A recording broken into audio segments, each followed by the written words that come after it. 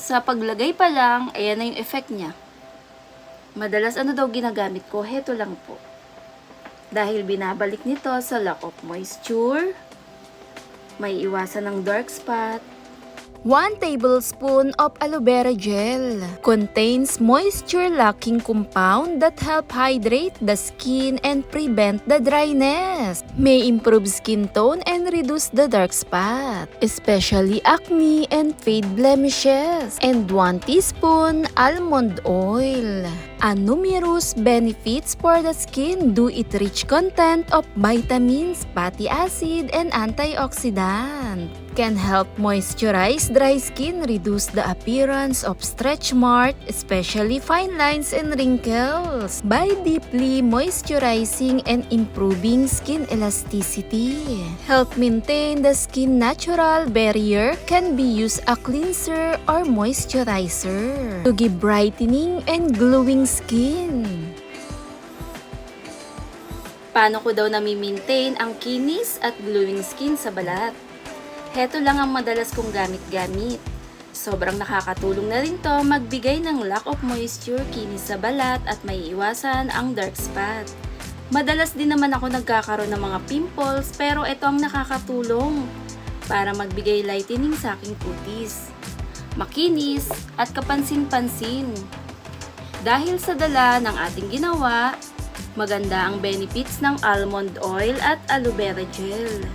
Sa paggamit nito, day and night ko lang naman siyang nilalagay. Lagay lang sa balat. Sobrang tagal din nito magagamit. Sa paglagay pa lang, ayan na yung effect niya. Madalas ano daw ginagamit ko? Heto lang po. Dahil binabalik nito sa lock of moisture, may iwasan ng dark spot, higit sa lahat tumutulong sa fine lines at yung ayaw nating wrinkles o yung pagkakulubot sa balat din, kasama na rin yan. Dahil habang nagkakaedad din naman tayo, nagbabago na yung texture ng balat natin. Nagda-dry, maaligas-gas, pero dito sa ating ginawa, tumutulong siyang magbigay moisture. Yun at yun lang din talaga ang kailangan natin, i-maintain ang hydrated at makinis na balat, moisturize, hindi dry. Sobrang ayan ang effect niya. Nakakaputi na rin to at makinis. Pansin niyo yung texture niya habang minamassage ko siya. Yung effect pa lang din talaga ng dala nito. Hanggang leeg para pantay ang kanyang kulay. Kung madami-dami man ang ating ginawa, pwede mo nga itong i-lotion. Ayan. Sobrang nakakatulong talaga to sa balat. Ito lang din talaga yung ginagamit ko. Hindi ko nararamdaman yung pagka-dry ng balat.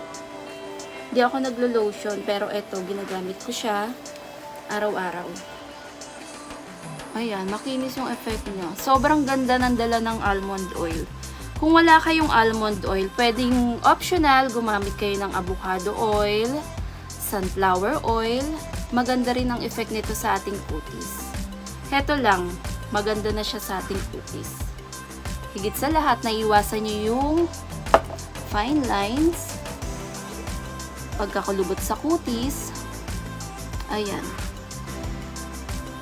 Sobrang ganda nito. Ito lang talaga ang makakatulong sa balat natin. Thanks for watching, guys!